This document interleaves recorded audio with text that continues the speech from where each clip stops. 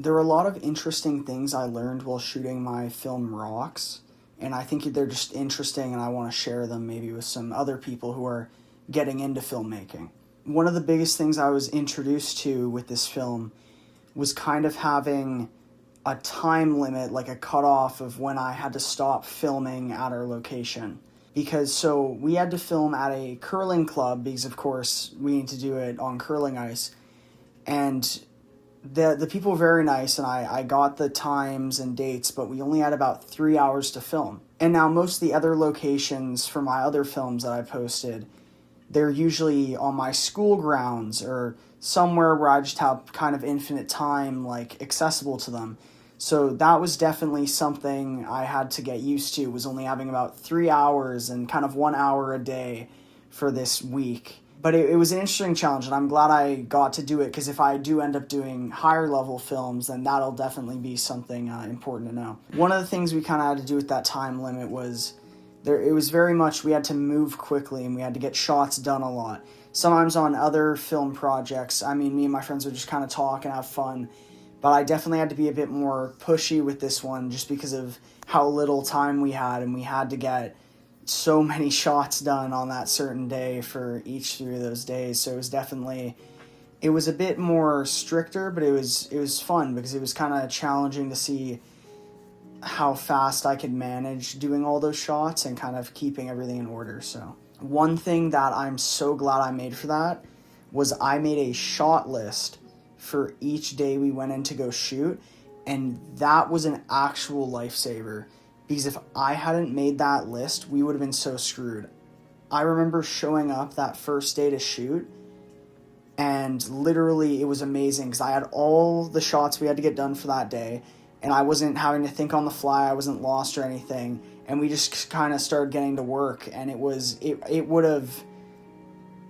would have not been able to get all the shots done that I needed if I hadn't made those shot lists. So definitely, if you're starting out and you have a space that you only have a certain amount of time accessible to shoot, make sure to make a shot list, because it is amazing and it keeps kind of the flow going. Another thing that was interesting, because we only had certain days that we could choose to go film to get our 3 hours worth, and it was definitely hard managing everyone's schedules, and that was a good challenge that I had to face, was kind of getting people together for those certain shoot dates and kind of working around everyone's schedules. But it was worth it, because it's definitely a good skill to have that kind of management to figure out how to get everyone together to shoot. So that was definitely a good thing I learned from this. Another thing I had to do, because of scheduling conflicts actually, was we had to shoot all of the blue team separately from the green team.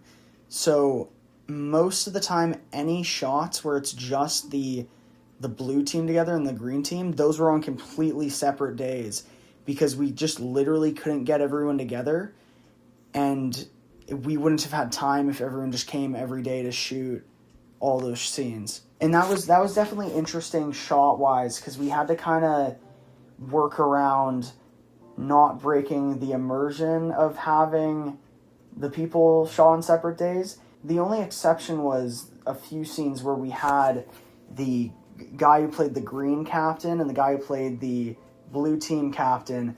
They interacted together, but that's literally because that was the only 2 people who could shoot on the same day. So I just brought my friend who was on the blue team, because we actually shot all the blue team stuff first.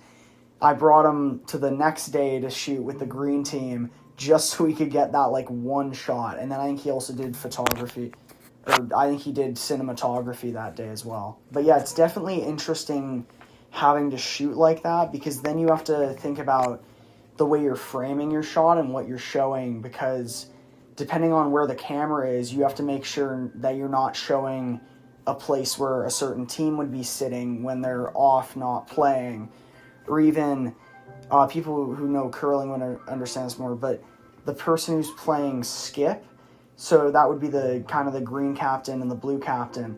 Since we couldn't shoot with them all on the same day at the same time, there were a few shots we had to frame differently just to make sure it wasn't inconsistent and that the green captain or the blue captain wasn't in the background of the shot.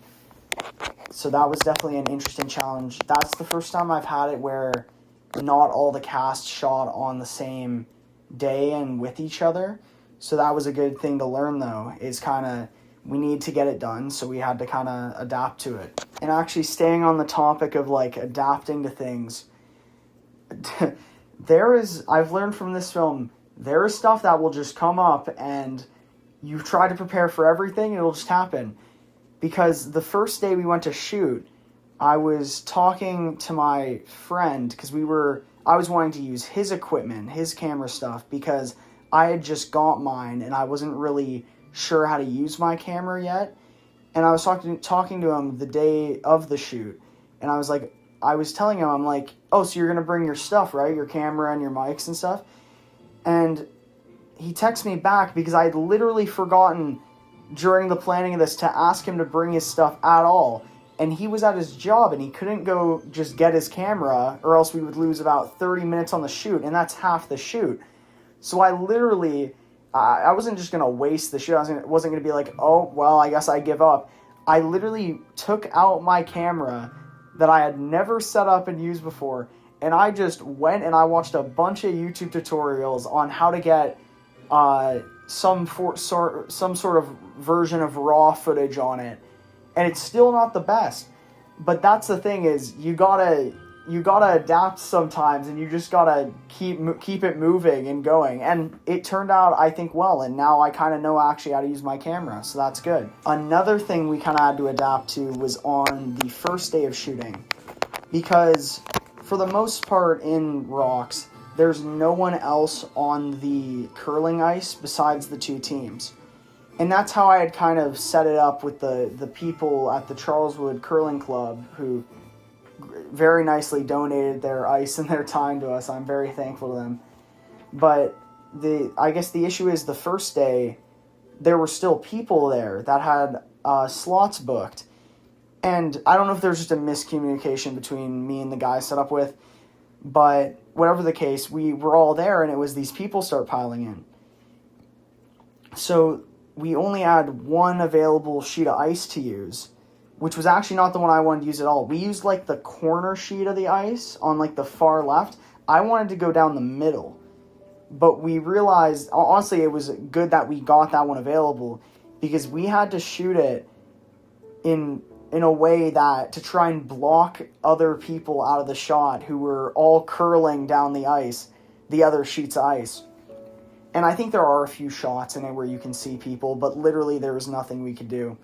But again, that's a case of, I'm not just going to give up and scrap the shot. We just got to keep moving and keep going.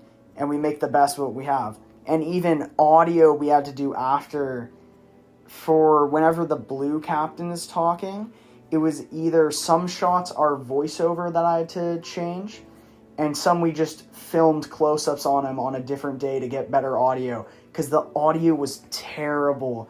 Because you would just hear like people talking and screaming in the background, and it was not good. And this doesn't really have a section. I just thought this was like a funny addition. Was every time we did a shot where one of the curling rocks hits the other one at the end of the turn, I think for like each time we did that, it took about 5 takes each. Because what we had is we had the one guy who played the blue captain. He would sit all out of frame, and then he would have to chuck the rock kind of down, make it look like the shot, because we weren't going to just do the whole shot over and over again. But getting the speed and the power on that thing to be correct is so hard, and we had to do so many takes for each one of those things. And it wasn't even his fault, because it's just such a variable you can't control. And yeah, it was that was one of the funniest things that we had to do, was just chucking that rock over and over again. And even the last shot, I think that one took the longest. That was so many. Oh my god. But yeah, that's kind of just what I wanted to talk about today. That's my what I've learned from shooting my film Rocks.